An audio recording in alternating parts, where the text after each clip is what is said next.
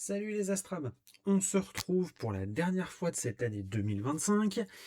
Oui, je vais prendre un petit mois de vacances, hein, je crois que je l'ai bien mérité quand même. Donc, pour cette dernière vidéo de l'année 2025, l'année civile j'entends, on va repartir une troisième et dernière fois sur notre nébuleuse du balai de sorcière, parce qu'il y avait une astuce que je voulais vous montrer. Donc allez, sans plus tarder, on se fait le générique et on se retrouve tout de suite derrière.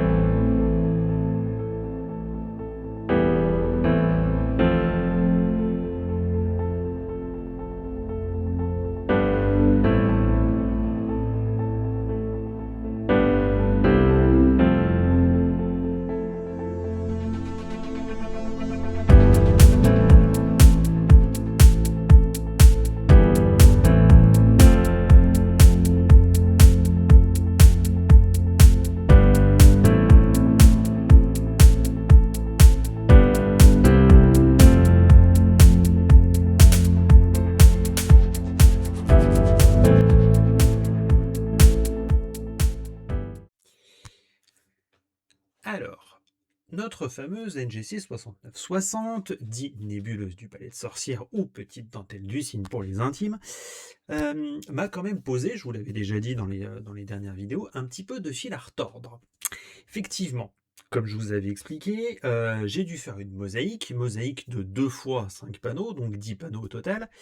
Et en fait, de par des petites bêtises que j'ai faites, notamment ne pas avoir d'indication très précise de la rotation de mon champ, enfin de l'orientation de mon champ entre les différentes nuits de session, ça m'a amené à avoir quand même des petites boulettes, typiquement en fait des trous dans ma mosaïque.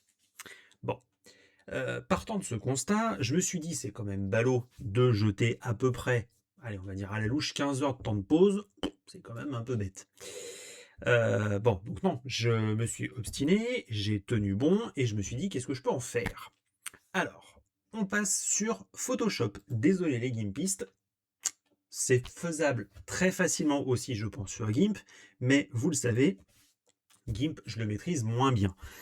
Donc, je pense que les techniques sont les mêmes, il y a juste qu'effectivement, je ne connais pas 100% des manipulations.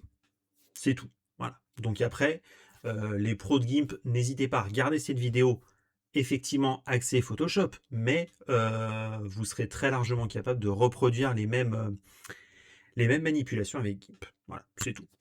Alors, donc voilà l'image que j'obtiens à la sortie de mon montage de mosaïque. Donc, image pure et dure, boum, sortie de Cyril. Qu'est-ce que j'ai fait? On peut constater, oui, là, c'est pas un trou, c'est une différence de colorimétrie. Bon, c'est peut-être que mon panneau c'est pas bien assemblé, dû justement à tous les petits soucis je pense, d'anglo de ma caméra, de ma ZWO ASI 224. Bon, j'espère que sur courant 2026, possiblement la future caméra résoudra pas mal de petits soucis. On verra plus tard.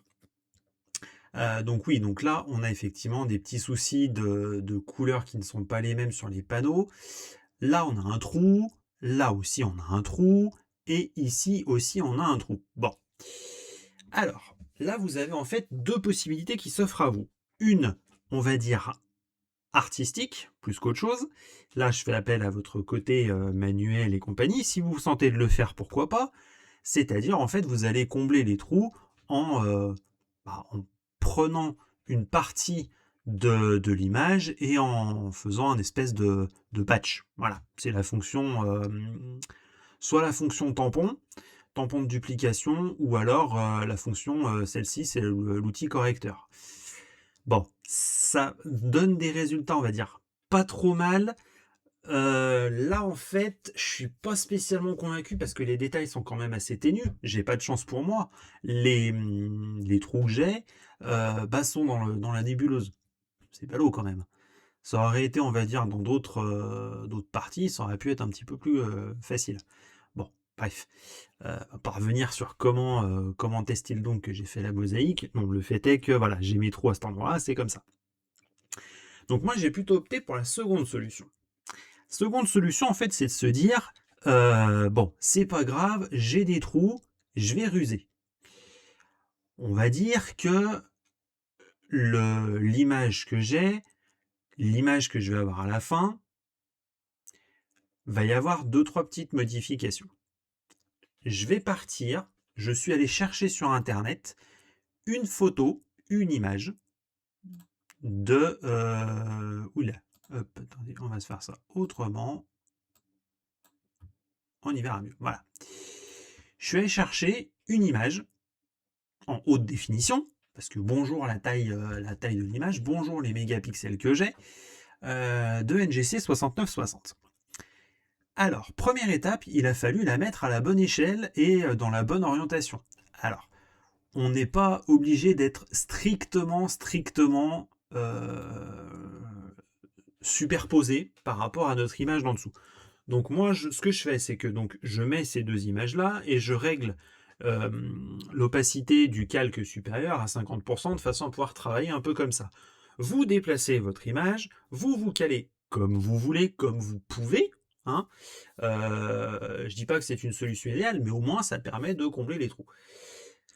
Une fois que vous avez fait ça, eh ben, tout simplement, vous allez venir travailler, donc vous rajoutez un petit peu d'opacité à votre calque, pas trop, de toute façon quand même, est-ce que vous puissiez avoir les trous qui apparaissent en surbrillance, enfin en négatif, c'est pas de la surbrillance, c'est du négatif. Ensuite, ce que vous faites, eh ben, vous utilisez tout simplement votre outil lasso, hop, voilà, tac, vous détourez.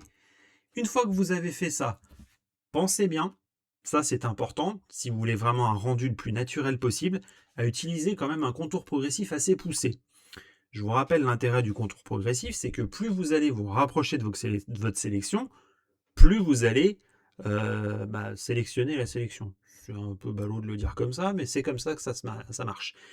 Donc, plus logiquement parlant, plus vous allez vous éloigner de la sélection, plus vous allez en fait diluer votre superposition. Vous allez étaler un peu plus, diffuser votre sélection.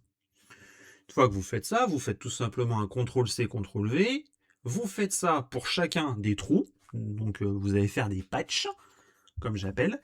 Et donc vous allez vous retrouver avec tout un tas de petits patchs. Donc moi, hop, j'enlève le calque ici. Et donc je me retrouve... Attendez, hop, on désélectionne. Voilà.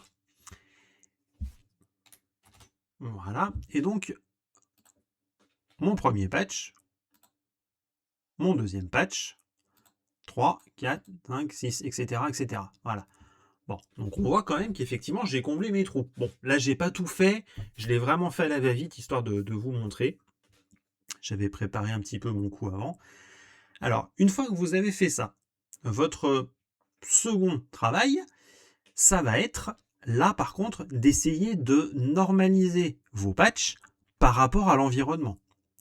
Donc, on va prendre notre patch numéro 2 et on va venir travailler par exemple le niveau de façon à essayer de venir... Ah oui, mais attendez, je suis pas au bon endroit. Hop, calque. Uniquement, mais non, mais pourquoi est-ce qu'il me met la standouille? Oh là là, il me fait pas ce que je veux. Là, je vais lui appliquer un calque. Un calque de...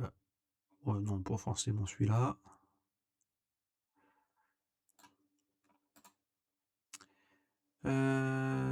Supprimer le masque de fusion. Calque de réglage. Niveau. Voilà. Il me l'a placé où? Je vérifie quand même qu'il me l'a mis au bon endroit. Voilà. Pour être sûr, mettez-le en masque d'écrêtage. Donc je vous rappelle, il est bête ou il le fait exprès lui? Faites-le le masque d'écrêtage donc avec Alt sur le calque, ce qui fait que les réglages que vous allez appliquer ne s'affecteront que sur le calque en question. Donc là, voilà, donc notre contour progressif, on y est. Donc j'ai dit que c'était un niveau. Et donc là, vous allez venir travailler il a vraiment pas envie, hein. Il a vraiment décidé de me casser les pieds, hein.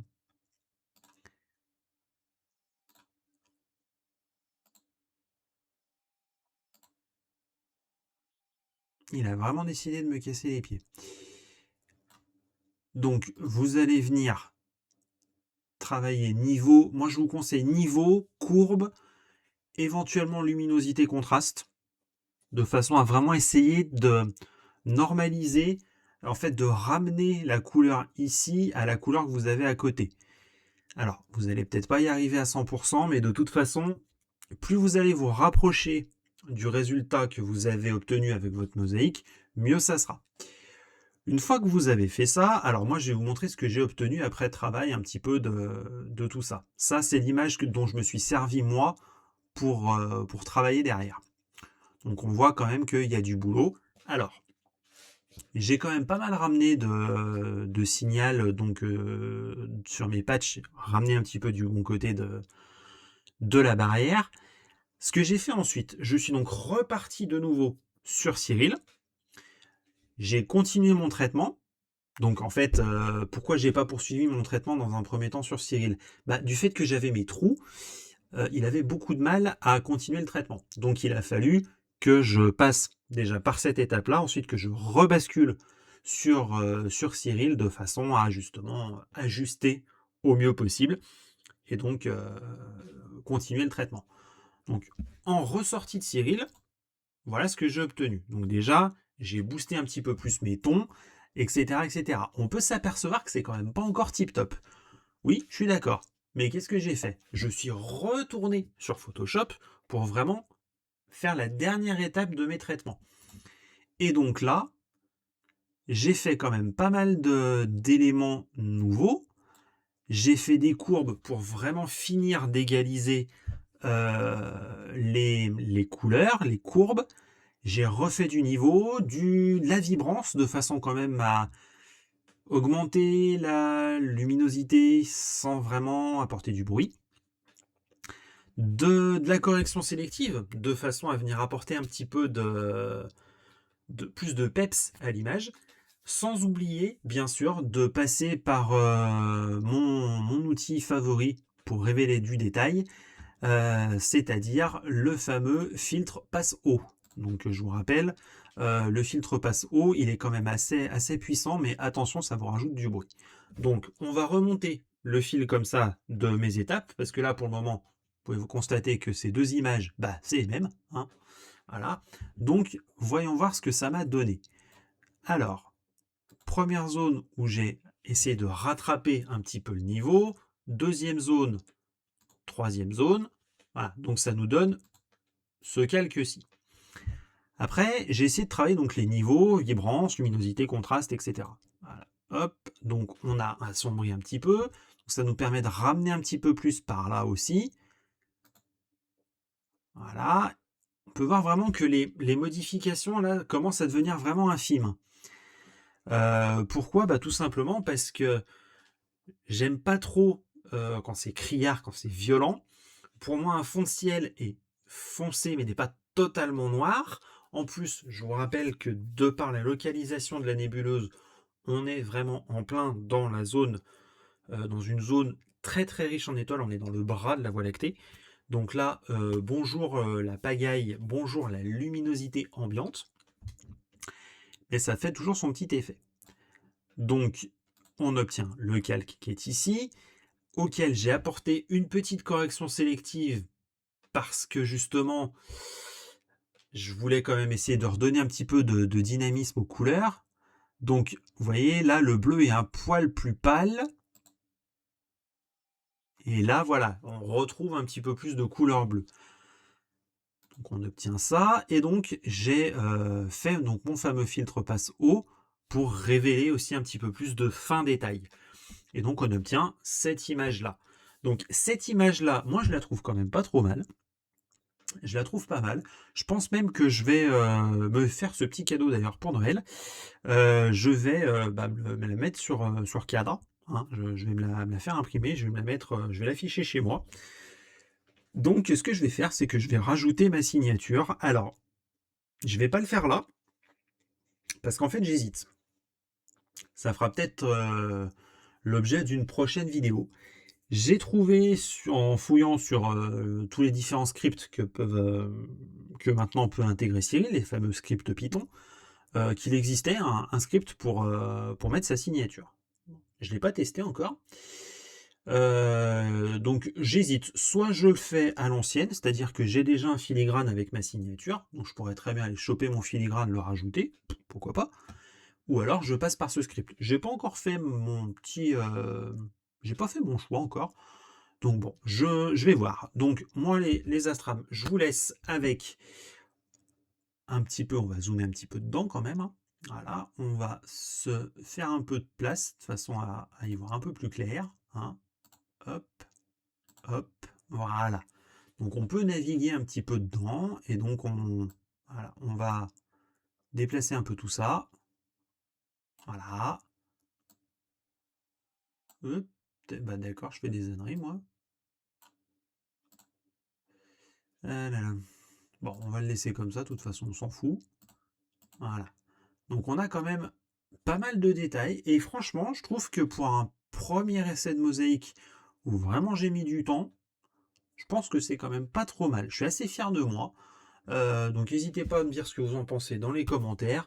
N'hésitez pas aussi à lâcher un pouce, vous abonner si c'est pas déjà fait. Ça me permet moi de prendre confiance en moi, de continuer à me dire il y a du potentiel sur cette chaîne et paf on continue. Et puis écoutez, moi je vous dis à dans un mois. Finissez bien l'année, abusez pas trop sur le champagne ni sur le foie gras et les bûches de Noël, hein. Commencez pas l'année avec une indigestion, hein. Sinon on se revoit le 26 décembre dans toutes les pharmacies de France pour du citrate de bétaïne. Non, raté, je fais un peu de pub là, mais c'est pas grave, tant pis. Bon allez, je vous laisse là les astrams, finissez bien l'année, à ciao.